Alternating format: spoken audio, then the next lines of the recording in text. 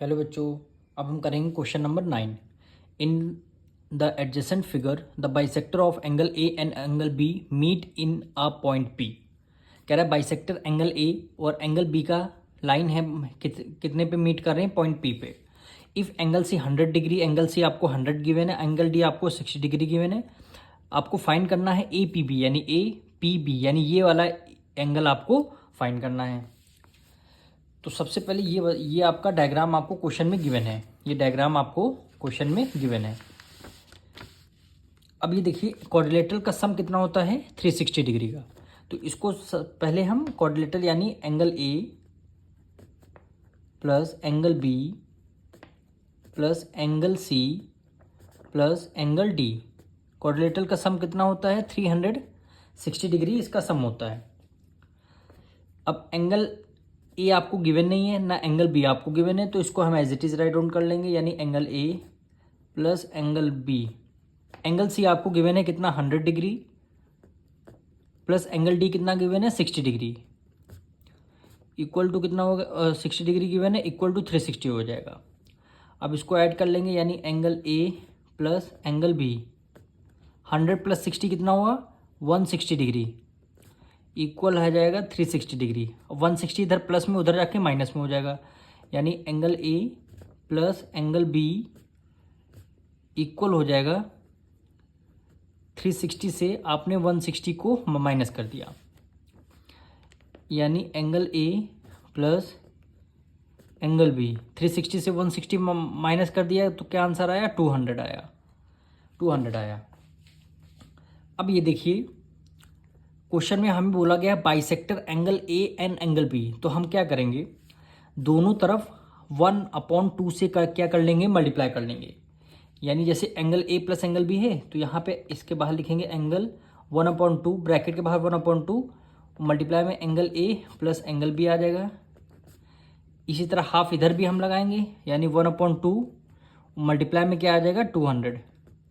अब इसको सॉल्व करेंगे, ये आपका 100 डिग्री आ गया।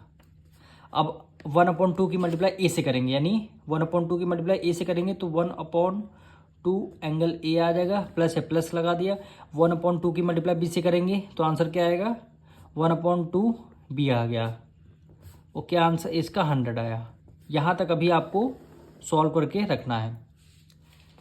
अब देखिए ये वाला हमारा क्या ट्रेंगल है, यानी ये वाला एंगल क्वेश्चन में आपसे पूछा गया है।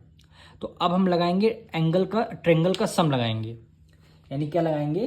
ट्रेंगल का सम लगाएंगे, यानी in triangle A B P. तो यहाँ पे लिखते हैं in triangle A B P, in triangle A B P.